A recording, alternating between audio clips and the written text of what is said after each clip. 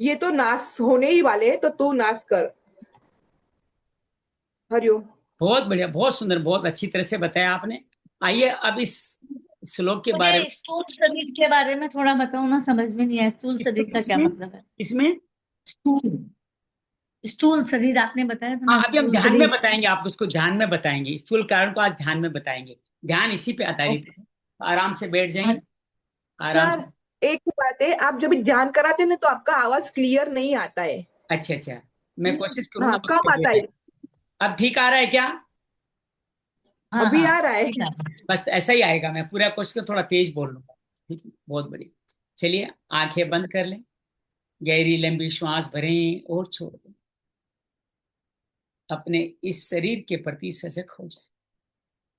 माता पिता गुरु कृपा से परम तत्व परमात्मा द्वारा हमें मुक्ति की राह में आगे बढ़ने के लिए एक और अवसर देने के लिए ये शरीर रूपी साधन दिया गया।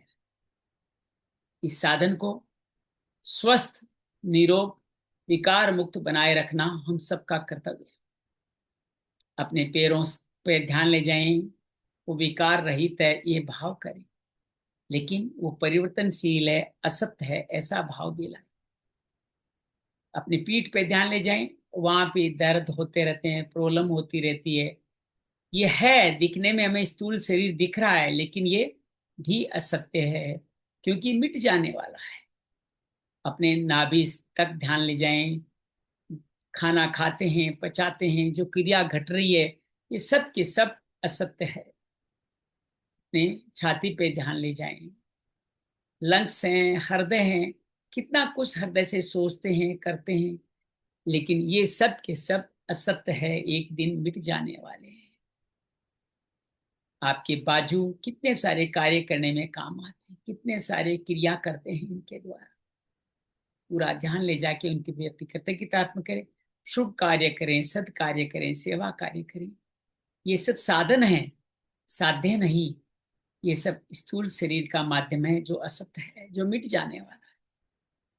गले से लेके सिर तक ध्यान, कंठ से भगवान का भाजन धवन भजन सत्संग करें, या इस कंठ से मुंह से ऐसी वाणी बोलें जो दूसरे को भी नुकसान पहुंचाएं।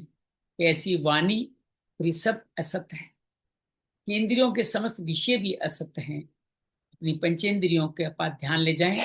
नासिका, हमारे मुंह, हमारे आंख, कान, त्वचा, इनकी तन्मात्राएं जो है हमारी, जो हमारी सृष्टि में हमें हमारा साथ देकर के इनके कारण ही हम जन्म लेते हैं। इन पंचेंद्रियों और पुंज पंच तत्वों के द्वारा जुड़ी हुई तन्मात्राएं, रस, गंध, रूप, स्पर्श और शब्द, इनके द्वारा जो कर्म बनते हैं वो सब के सब सूक्ष्म शरीर के साथ जुड़ते चले जाते हैं। हम करते स्थूल शरीर से हैं। स्थूल शरीर को भी इसका अच्छा बुरा फल भुगतना पड़ता है। जन्म के साथ भी गलत खाना खाया, शरीर मोटा हो गया, शरीर को भुगतान करना पड़ा। गलत आदतों में गए तो भी शरीर को भुगतान करना पड़ा। लेकिन इनके साथ साथ इन सभी कर्मों का एक सूक्ष्म शरीर में एक रिकॉर्ड भी होता चल जाता है कर्म फल के रूप में।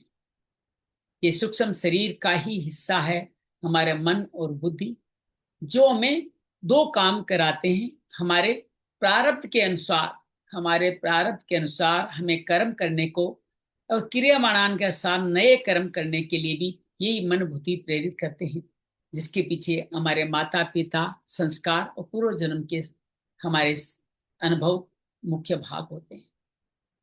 तो इन सब का भुगतान सूक्ष्म शरीर स्थूल के माध्यम से करते हैं। स्थूल शरीर को भी इसका भुगतान करना पड़ता है, लेकिन इनका भाव सूक्ष्म शरीर में ही सेव होता है, सुरक्षित रहता है। इस सूक्ष्म शरीर, जब हमारा शरीर बदलता है तो सूक्ष्म शरीर शरीरी के साथ चिपक करके अगले जन्म के लिए माध्यम बन जाता है। ये सूक्ष्म शरीर मन बुद्धि को कहा गया है।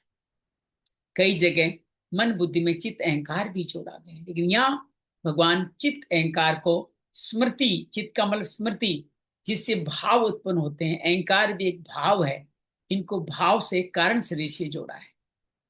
कई लोग कारण शरीर में शरीरी को रखते हैं, और या आप भी चाहें तो दोनों भाव कर सकते हैं। मन बुद्धि चित्त अहंकार दोनों ही आप सूक्ष्म शरीर में रख सकते हैं चारों, और अपनी इस शरीर ही को आप कारण शरीर मान सकते हैं। लेकिन ये जो संस्कार हैं, भाव हैं, यही तो बार बार जन्म लेने का कारण है, इसलिए इनको कारण शरीर में रखना अनुचित भी नहीं है।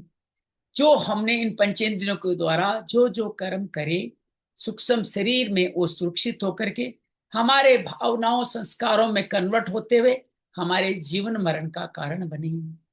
ये कारण शरीर के कारण ही ये शरीर ही बार बार जन्म लेता है। जैसे जैसे हमने कर्म करे वैसा वैसा जन्म, मन में भाव रहा किसी व्यक्ति विशेष के प्रति तो वैसा ही जन्म मिल जाता है। जैसे हमारे भरत जी को मृग में मरते समय ध्यान रहा तो मृग का जीवन मिला।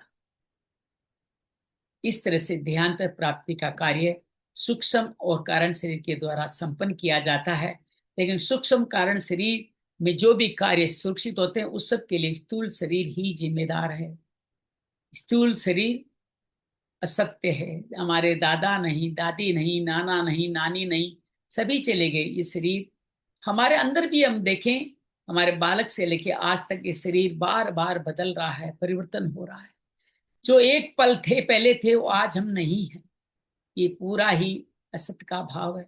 लेकिन ये जो देख रहा है ये शरीर मैं कौन हूं, और ये जो ये शरीर है कौन हूं, अस्थाई है, स्थूल है मैं शरीर है, ये शरीर है, ये जो देख रहा है लगाकर वो शरीर ही है, वही सत्य है, वही अजमर है, वही अनंत है। ये मेरा है, ये असत्य है, मैं ये हूं, ये असत्य है।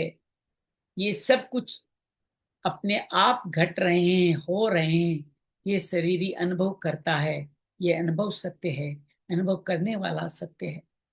मैं और मेरापन असत्य है। अपने साथ धनी जोड़ें, लिंग जोड़ें, वर्ण जोड़ें या कोई गुण धर्म जोड़ें, सब के सब अगर हूं के साथ करते हैं तो सब के सब असत्य हैं, मिट जाने वाले। जहां भी मेरापन होगा असत्य है। इस असत्य को समझें। जो असत्य को समझ गया वो सत्य को समझ गया। ये शरीर सत्य है, ब्रह्म सत्य है, अविनाशी है, अप्रेम अपरमेय है। इसको हम समझें, इसको जाने, इसको मिटा नहीं सकता। इदम परमम, ये मेरा, ये जानना ही असत्य है। इसको स्वीकार करना ये मेरा नहीं है, मैं ये शरीर नहीं हूं, ये जानना ही सत्य है। सत्य है, सत्य है। अपने सत्य के साथ विश्राम करें। सत्यम परमं धीमहि, सत्यम परमं धीमहि, सत्यम परमं धीमहि। भगवान को मन ही मन संकल्प लें कि हम इस दुखालय शाश्वत से आपके जो आदेश है उनका पालन करते हुए इस सुख दुख से मुक्त होने के लिए जो सेवा कर्म करने हैं, राग द्वेष से मुक्त होने कार्य हम करेंगे। यही हमारा युद्ध है जिसको भगवान करने को कहते हैं। योगेशम सच्चिदानंदम वासुदेवरज प्रियम धर्म संस्थापकम वीरम कृष्ण वंदे जगत गुरु। श्री कृष्ण वंदे जगत गुरु। ओम शांति शांति शांति। दोनों हाथ ऊपर उठाएं, आंटों की छोटी उंगली के हिस्से को आपस में रब करें। ये जो स्पर्श कर रहे हैं उंगलियां, ये असत्य है। और जो स्पर्श करने से जो गर्माहट पैदा हो रही है वो सत्य है। वो हमारे जीवन की इस क्रिया का सार है, जिसको हम अनुभव कर पा रहे हैं, जिसको भावों के अनुभव कर पाते हैं, वो सत्य है। इसको आंखों तक लेके जाएं, जो सूक्ष्म शरीर का मुख्य केंद्र है, वहां से अपने शरीर तक इसको पहुंचाएं और धीरे धीरे हाथ नीचे लाते हुए आंखें खोल सकते हैं। तो ये था हमारा आज का ध्यान। उम्मीद आप समझ पाए होंगे। अब हमारे पास सिर्फ आधा मिनट बचा है। जल्दी से कुछ कहना है तो आप कह दीजिए। कल हम प्रो में कन्वर्ट होकर के पूरे नया जूम ले लेंगे। आज अब अपनी भाव आधा मिनट में कैसे। जी सरला, समझ में आ गया सूक्ष्म शरीर कारण शरीर? हाँ, समझ में आया। राहु और केतु ने क्या दोनों ने ही अमृत किया था हम क्या